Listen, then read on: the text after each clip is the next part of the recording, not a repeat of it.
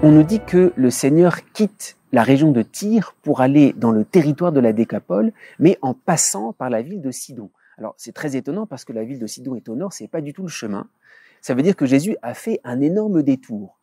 Tyr et Sidon, ce sont des grosses villes commerçantes, et le plus étonnant, c'est que Jésus a fait un énorme voyage et qu'il n'a fait aucun miracle. Il a traversé ces villes dans le silence sans se faire connaître.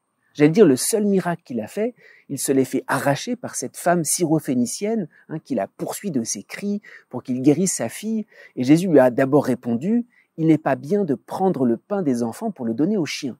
Mais mis à part ça, à part ce miracle qui lui a été arraché, Jésus a traversé cet immense territoire totalement dans le silence.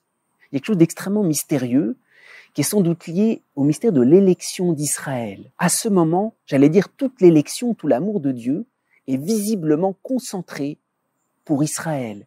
Tout le reste du monde, Dieu garde comme le silence. Mais il faut bien comprendre, cette élection, cette concentration, j'allais dire, de l'amour divin, est allée jusqu'au bout en Israël, jusqu'à la mort, jusqu'à la passion. Et quand cet amour de préférence a été jusqu'au bout de ce qui pouvait être exprimé, alors il éclate. C'est important parce qu'il y a des silences de Dieu.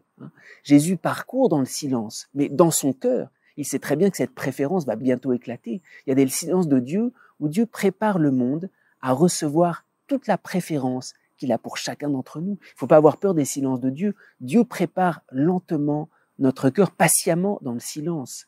Les silences de Dieu ne sont pas des indifférences. Les silences de Dieu, c'est Dieu qui se prépare déjà, Dieu qui parcourt les cœurs et qui prépare à déverser la préférence qu'il a pour chacun d'entre nous.